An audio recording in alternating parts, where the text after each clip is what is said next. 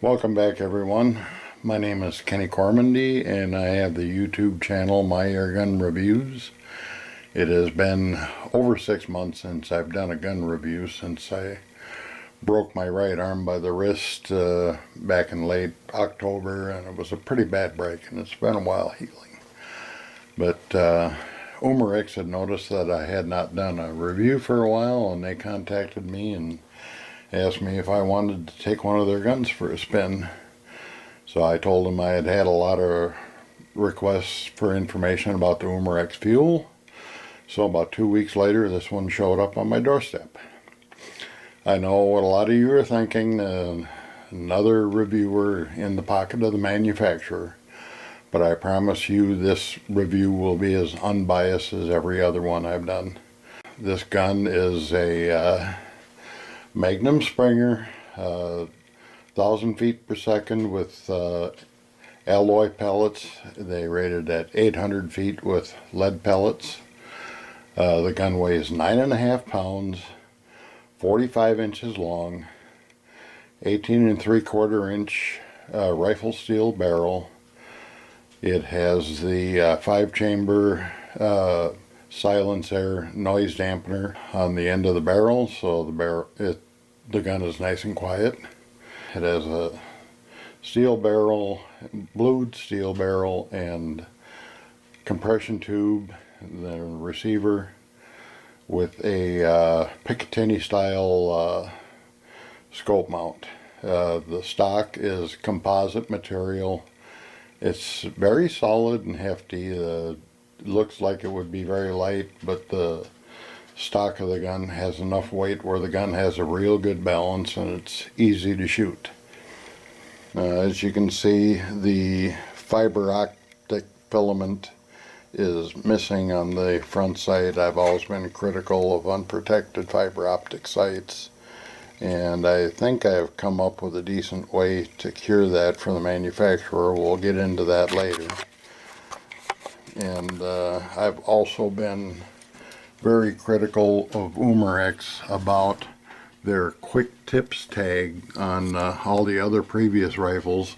It was always stuffed in between the compression tube and the breech, compressing the O-ring, and they have finally just tied it to the barrel very neatly, and as a result we have a good breech seal on this gun.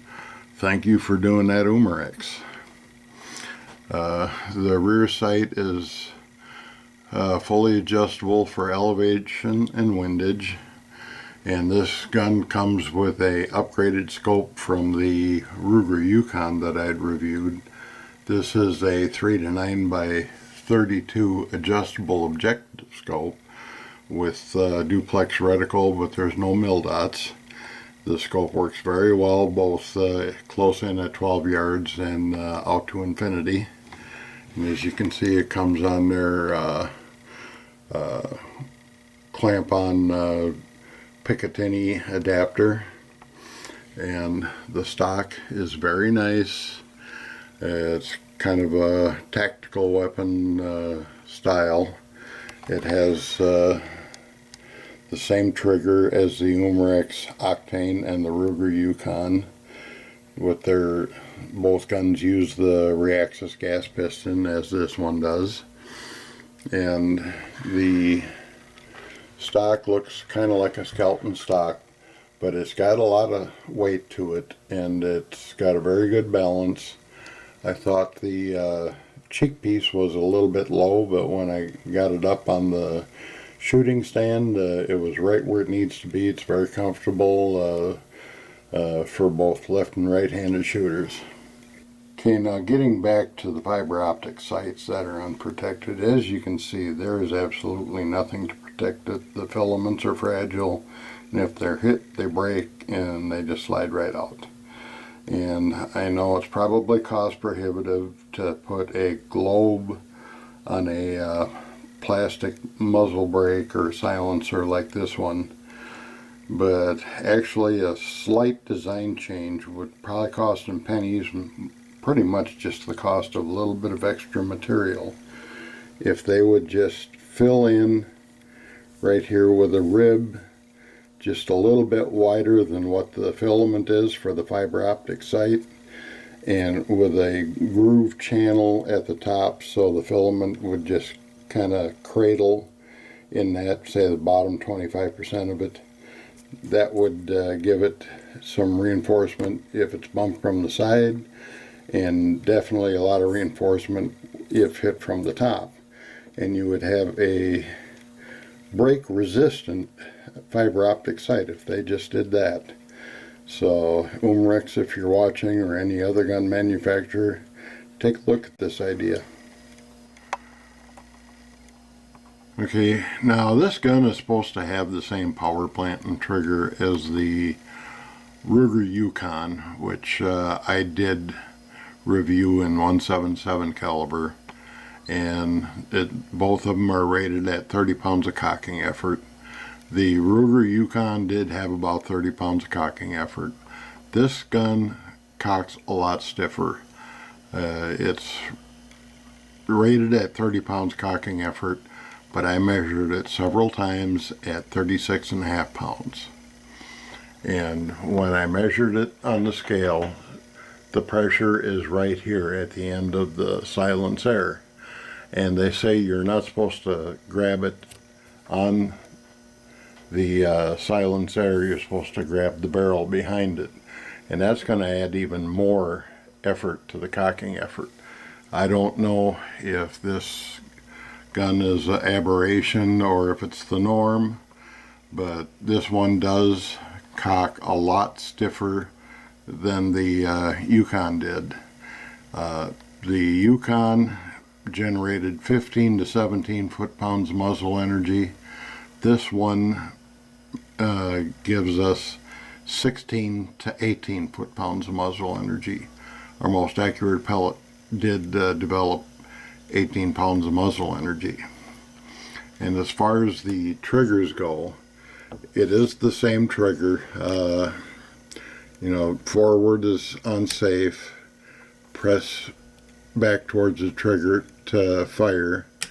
And I know I'm not the only one that doesn't like that particular type of safety. Would much rather push it forward.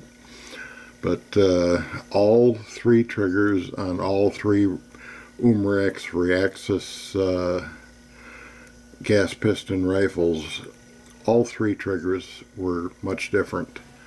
On the Octane, the trigger was stiff but very predictable, and I really like that trigger. On the Yukon, the trigger, the first stage was so long that by the time you got back to the firing cycle back here, the trigger was so far back you were actually pulling on the trigger guard. I did not like that one bit. This one is much different than either one of them, and here let me show you a little demonstration of that. And also, if you listen when I fire, you'll hear a little, kind of like a tuning fork twang when I fire. It doesn't come from the stock. This is a fairly solid stock, and there really is no echo. It sounds like it's coming from the compression tube. And this trigger is adjustable. There's a screw right up here. You can lengthen or shorten the first stage. And I have not touched that screw on this rifle. It's exactly as it came from the factory. And here is the trigger pull on this gun. You pull back on the safety, and that's the shortest trigger I have ever seen from the factory of any air rifle I've ever shot. Okay, you can see this has got a short, sweet trigger on it. There's a screw up here to adjust the length of the first stage, and I could actually back this one off a little bit because that's the first stage right there. That's all it is when as soon as I pull on the trigger, this gun fires. It's really a nice target shooting trigger on this one. And now we should get to the power numbers. The gun's rated at 800 feet per second with lead pellets. And I actually cronied this thing 3 different times with lead pellets, because I know Rick Utzler said he actually increased power after the gun was broken and after he'd done all the shooting. Initially, the RWS Hobby 11.9 grain, which is our lightest lead pellet, it had an average of 779.6 feet per second. That's about 21 feet below, but they say up to 800, and this one had an up to 782.8, so it's just over 17 feet off. It was extremely stable with an extreme spread of 7.97, standard deviation of 3, only giving us 16 foot-pounds muzzle energy. After I had done all the cronies and all the target shooting, I went back and did it again, and we got a little bit higher numbers. We got an up to 789.7 this time, but a much larger extreme spread of 12.33, standard deviation 4.69, up to about a quarter of a foot-pound of muzzle energy. But I noticed that the very first shot was the highest shot, and every shot went down the ladder a little over 2 feet per second till we bottomed out at 777.4. So I thought maybe the chamber needs a little lube. So I put 3 drops of chamber lube in it, and I shot a pellet through it.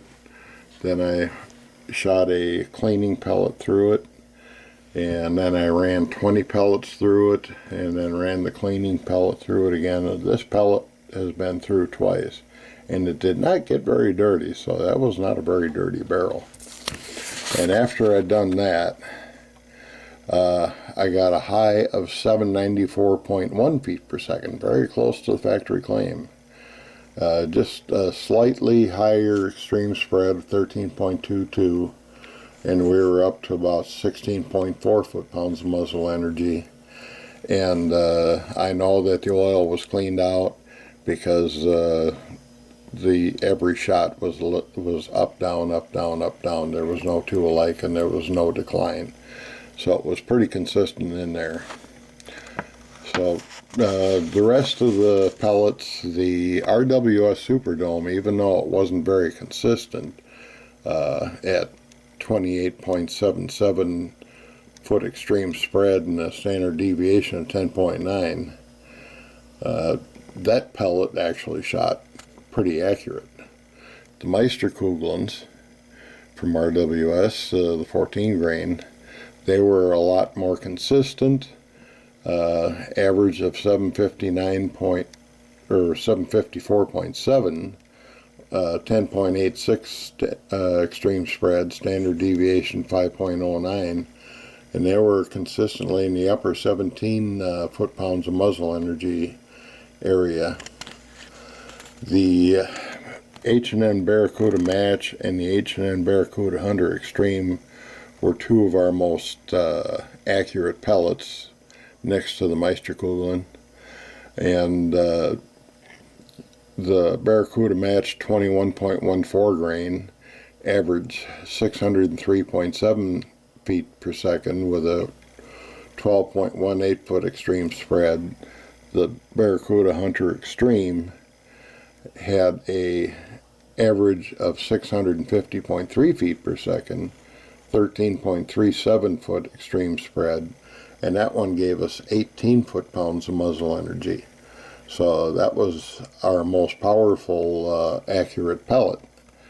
And so I suppose next we should go to the live target shoot, and the most accurate pellet in the preliminary target shoot was the H&N Barracuda Match. You can see that on my my Airgun Reviews Facebook page. I posted those targets up there, and on the on-screen, the I would say both the RWS Meisterkugeln 14 grain and the H&N Barracuda Hunter Extreme 19.09 grain pellets were our most accurate. And it's springtime up here, but Mother Nature thinks it's still winter, so we're doing a 12-yard indoor accuracy test. Okay, I had to resight the rifle because somebody knocked it off the shooting stand. So I think I've got it zeroed in again. First up will be the RWS Superdome 14.5 grain.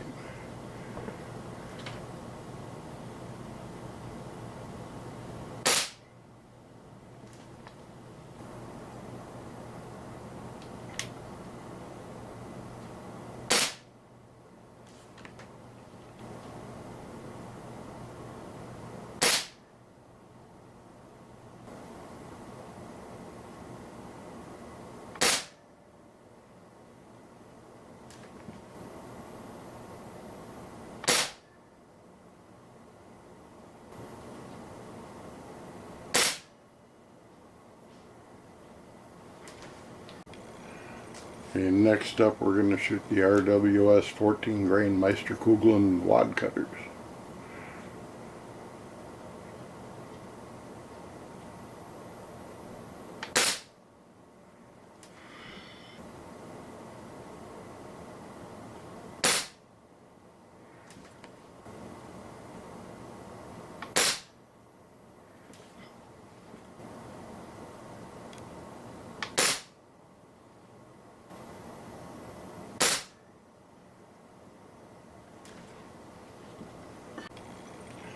And next up is the RWS Barracuda Match 21.14 grain pellet.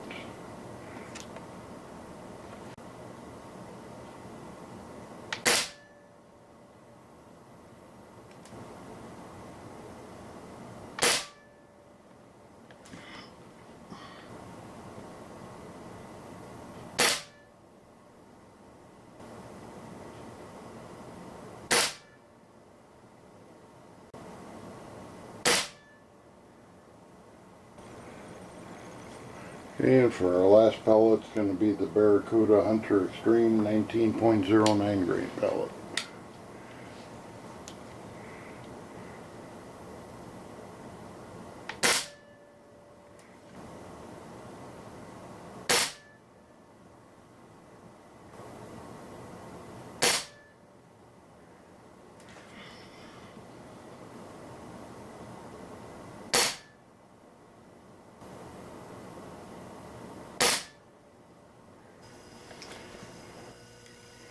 Okay, I guess we should sum the rifle up. I should note that this rifle sells for an average of $169.99.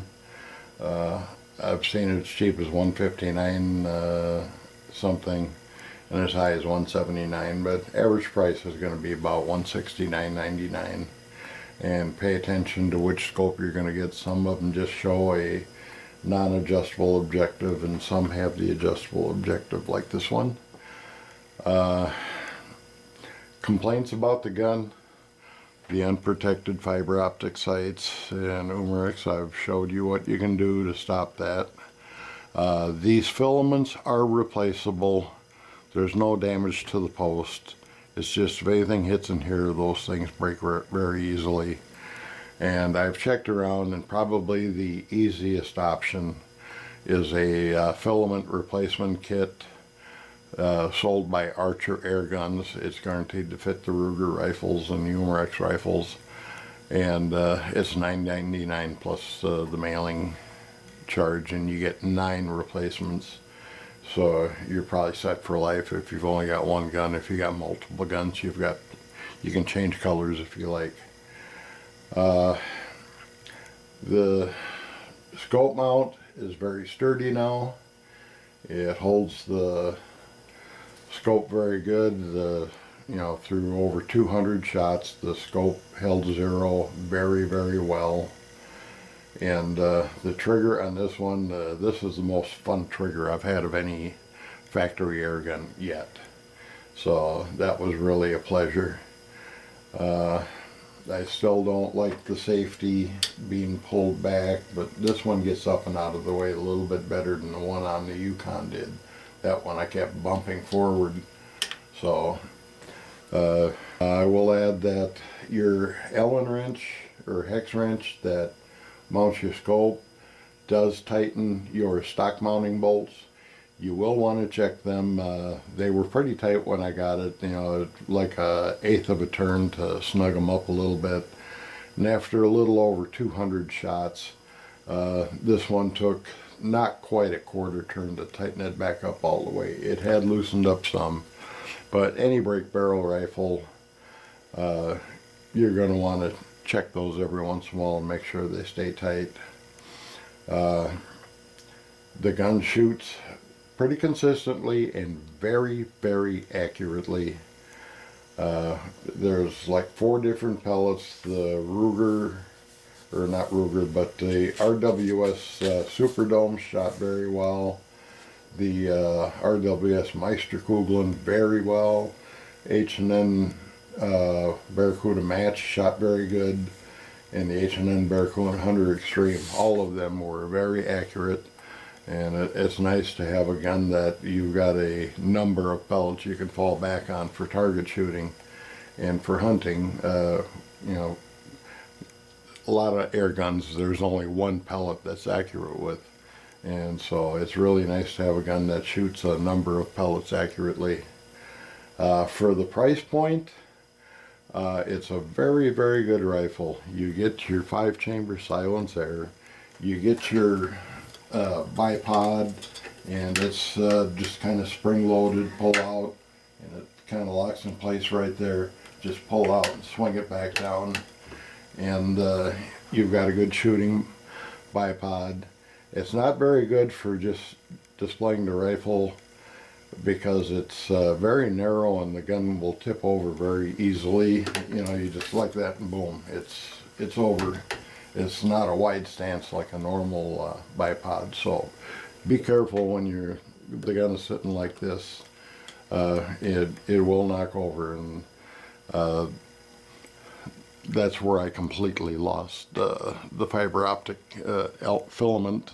It actually broke when I was doing the cocking effort measurements on it, that it slipped and that fiber optic was gone. So, but you get your muzzle brake, you get your bipod, your fiber optic sights, a really good scope mount, a good scope, a good trigger, a fairly hefty feeling stock. The gun's got good balance, and all for about 170 bucks. And with 18 foot-pounds muzzle energy, the gun's really kind of in a class of its own.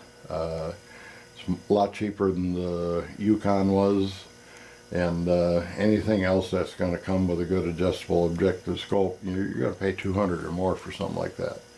So for the price point especially, it's a very, very good gun. It's comfortable to shoot. I enjoy shooting it. The cocking effort is a little bit stiff on this one. I think this one is probably an exception to the rule. I think the average Umarex fuel that you buy is going to cock closer to 30 pounds of cocking effort, and it's probably going to be the 15 to 17 foot-pounds muzzle energy.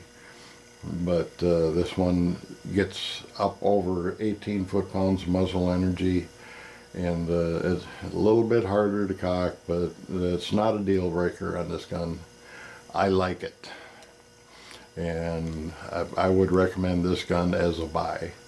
I think you'll be happy with it. The gun also comes with a 3-year warranty, so you don't have to worry about the gun going bad after a year or two. It's got a 3-year warranty. It can be sent back into Umarex for repair or replacement. So you've got peace of mind there. So that's basically my review of the Umarex Fuel 22 caliber. Thank you for watching, and have fun shooting.